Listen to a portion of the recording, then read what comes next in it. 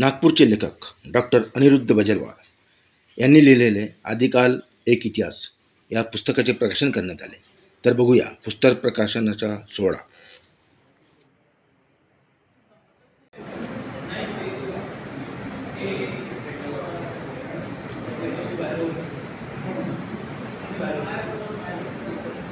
पुस्तक प्रकाशन या सोहळ्यामध्ये आरती मॅडम सुद्धा आलेले आहे आणि काय या पुस्तकामध्ये मान्यवर मॅडमचं जाणून घेऊया। मॅडमला पहिलं सांगा, काय सांगणार तुम्ही विशेष याच्यात? मी डॉक्टर आरती शैलेश केळकर, मी ॲनेस्थेटिस्ट आहे। काकांनी पुस्तक लिहिलं आहे प्रलयापूर्वीचं आणि प्रलयानंतरचं, आणि त्याच्यात एवढ्या वर्षांचा इतिहास लिहिलेला आहे।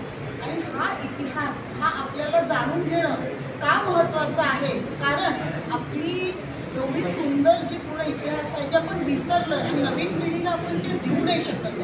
हे वाचल्याने त्यांच्यात चांगले संस्कार होतील, त्यांना कळेल की आपण केवढी रिच ह्याच्यातून आलेलो आहोत। आणि म्हणून या पुस्तकाचं फार महत्त्व आहे। आणि माझी अशी सगळ्यांना नम्र विनंती आहे की प्रत्येकाने हे पुस्तक वाचावं आणि नवीन जनरेशननी वाचावं आणि त्याच्यात दिलेल्या छोट्या छोट्या ज्या काही गोष्टी आहेत त्या शिकाव्या। आणि आपण किती उच्च स्तरावर आहोत, आपलं सनातन धर्म किती उच्च स्तरावर आहे हे नक्की शिकावं। धन्यवाद। आज नागपुरात पुस्तक प्रकाशनच्या इथे कार्यक्रम घेण्यात आला। अधिकार एक इतिहास असा ह्या पुस्तकाचा वर्णन आहे आणि या पुस्तकामध्ये काय आहे जाणून घेऊया। मान्यवर सर जुळलेले आहे। सर, आपला पहिला सांगा।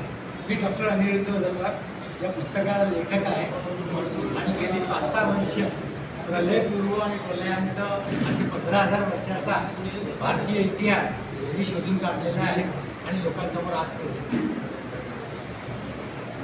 याच्यामध्ये काय बारीक गोष्टी? याच्यात फार मोठं 60 प्रकरणाचं एक पुस्तक आहे 2 भागामध्ये, आणि त्याच्यामध्ये मुख्य म्हणजे पहिला मानव अमेरिकेत गेलेला हा बळीराजा होता, कोलंबस नव्हता।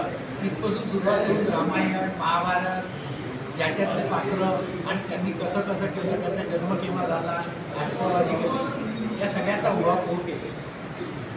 आपण या पुस्तकामार्फत भारतीयांना काय संदेश देणार?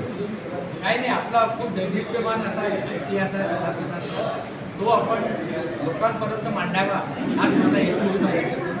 कारण लोक विसरत चाललेलं आहे, तर हे सत्य शोधण्याचा प्रयत्न आहे।